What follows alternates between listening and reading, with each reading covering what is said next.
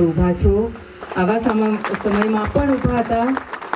જે સમયે ખરાબ પરિસ્થિતિ હતી એ સમયે પણ બધા જ ઊભા રહ્યા અને મને ખૂબ સારા વોટે જીતાડી. એવા વોટે જીતાડી કે ખરેખર એ દિવસે મને યાદ આવ્યા કે જે મોહનભાઈએ બધા માટે વિચાર્યું એમના જ માટે આજે જે લોકો માટે જ આજે આપણી સાથે નથી. શિકાયત હતી પણ જ્યારે તમે મને આ રીતના સપોર્ટ કર્યો તો એમને પણ હું ભગવાનને પણ પ્રાર્થના કરી કે નહીં, જે પરિવારની જે મોહનભાઈ રાખ્યા એ પરિવાર અમારી સાથે છે ને આજ સુધી તમે અમારી સાથે રહ્યા છો. સ્પેશિયલી ખૂબ ખૂબ આભાર વ્યક્ત કરીશ તમને. હું અને અભિનવ આજે 3 વર્ષથી બનતી કોશિશ કરી આ સંગઠનને સંભાળવાની. એવા સમયે જવાબદારી મારા પર પણ આવી. મેં પણ પૂરી કોશિશ કરી કે હું એમને નિભાવી શકું અને તમારા બધાના આશીર્વાદથી જ્યાં જે રજૂઆત કરવાની તે મેં રજૂઆત કરી દિલ્હીમાં. પણ ઘણી બધી સમસ્યાનું સમાધાન નહીં થઈ શક્યું. આજે ઘણી વખત ખૂબ જ દુઃખ થાય છે મને કે આ જે લોકો એટલા સપોર્ટમાં મારા સાથે છે એમને જે તકલીફો પડે છે એનું અમે સમાધાન નહીં કરી શકતા. તો ઘણી વખત વિચાર પણ આવે કે શું કરી શકીએ, આપણી જનતા માટે શું કરી શકીએ. પછીથી જ્યારે સમસ્યા આવી મેં પણ કોશિશ કરી, જ્યાં જે મિનિસ્ટ્રી હોય, પાર્લામેન્ટ હોય, જ્યાં રજૂઆત કરવાની ત્યાં મેં કરી. છેલ્લે જ્યારે ઘણી વિકટ પરિસ્થિતિ આવી હું પ્રધાનમંત્રીને મળી અને એ દિવસે ખૂબ જ આશ્વાસન આપવામાં આવ્યું. ફર્સ્ટ મુલાકાત હતી અને જ્યારે મેં મારી પરિસ્થિતિનું એમને સમક્ષ મેં રાખી, ખરેખર એક મને ગુજરાતની દીકરી તરીકે એમણે જે આશ્વાસન આપવામાં આવ્યું એમનો ખૂબ ખૂબ આભાર વ્યક્ત કરીશ. અને જ્યારે મને જરૂરત પડી ત્યારે મદદ કરી ને આજે ખૂબ જ વિશ્વાસ રાખીને મને ટિકિટ આપી છે, બીજેપીમાંથી લડવાની ટિકિટ આપી છે.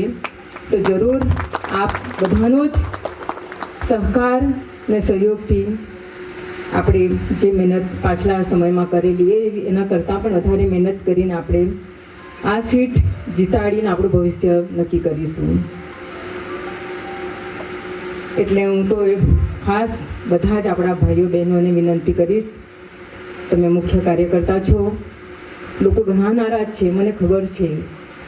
ખાસ કરીને આદિવાસી વિસ્તારોમાં નારાજગી વધારે છે કે આટલું નુકસાન પ્રદેશમાં થવા પછીથી આપણે શું કરીએ.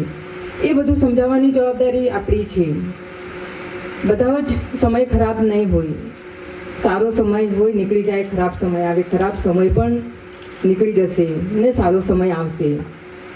મને ખબર છે આજે રસ્તા, પાણી, લાઇટથી માંડીને આજે સ્ટુડન્ટ્સની પણ કેટલી મોટી સમસ્યાઓ છે. આજે નાના બચ્ચાઓને જ્યારે એ પર બેસવું પડે તો ખરેખર એક ખૂબ જ કમનસીબની વાત કહેવામાં આવે. આટલા વર્ષોથી કોઈ દિવસ બચ્ચા લોકોને આ રીતના રસ્તા પર નહીં આવવા પડ્યું, પણ આજે હડતાલ પર ઉતરવું પડે તો બહુ જ ખરાબ મને પણ લાગી. જ્યાં મેં પરિસ્થિતિ જ્યાં સ્ટુડન્ટ્સની હતી, શિક્ષા માટે હોય, સ્વાસ્થ્ય માટે હોય, લોકોના કામો માટે હોય, ત્યાં રસ્તા, પાણી, લાઇટથી લઈને બધી જ જે સમસ્યા આજે પ્રદેશમાં એકદમ વધી ગઈ, એ બધી સમસ્યા માટે મેં રજૂઆત કરી જ હતી. પણ અમુક સંજોગવશાત આપણે આ કામ અટક્યા છે, યા કરી નહીં શક્યા હોય, યા કરવા નહીં દીધા હોય, એવું પણ બની શકે. પણ હું તમને આજે આશ્વાસન આપીશ કે આવતા દિવસોમાં જે પણ આપણી સમસ્યાઓ છે વધારેમાં વધારે એનું સમસ્યાનું સમાધાન થાય એટલું તમને આશ્વાસન જરૂર આપીશ. એટલા માટે આશ્વાસન આપીશ કે જ્યારે હું પીએમને મળી હતી ત્યારે મેં પ્રદેશના સમસ્યાના બાબતમાં બધી જ વાત મેં જણાવી હતી. ત્યારે મને આશ્વાસન આપવામાં આવ્યું કે નહીં બેન, જે પણ હશે આપણે જોઈ લઈશું.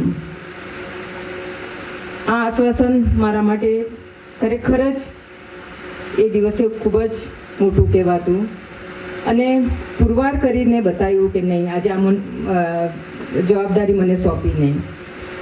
તો હું એટલું જ ખાસ કરીને બધા જ ભાઈઓ બહેનો કાર્યકર્તાને કહેવા માંગીશ કે સમય આપણો કઠિન હતો, ઘણા સમયથી કામ નહીં થયા, લોકોની નારાજગી ખૂબ જ છે, બધાને સમજાવવું પડશે. આજ દિવસ સુધીમાં જે બગડ્યું છે એનાથી વિશેષ નહીં બગડે એના માટે સમજાવવું પડશે આપણે. અને જે પણ સમસ્યા ઊભી છે જરૂર આપણે પૂરી કરીશું એટલું આશ્વાસન પણ તમારે અમારા તરફથી આપવાનું છે. આપણો પ્રદેશ ખૂબ જ આમ જોવા જાય તો નાજુક પરિસ્થિતિમાંથી જ ગુજરી રહ્યો છે. મોહનભાઈના લીડરશિપમાં કોઈ દિવસ દુઃખ તકલીફ શું હતી તે કોઈને ખબર ન હતી, પણ હવે પછીથી બધા એકજૂટ થઈને આ એક સમય એવો આવ્યો છે એકજૂટ થઈને એક સાથે મળીને અભિનવે પણ વાત કરી છે તેમ આપણે જોડાયા છે બીજેપીમાં, બીજેપીથી આપણને ટિકિટ મળી છે, એમને સાથે પણ હળી મળીને આપણે પ્રદેશનો વિકાસ થાય, આવતા દિવસોમાં આપણા બચ્ચાઓનું ભવિષ્ય આપણું ભવિષ્ય ઉજ્જવળ બને એ દિશામાં જરૂર આપણે કામ કરીશું.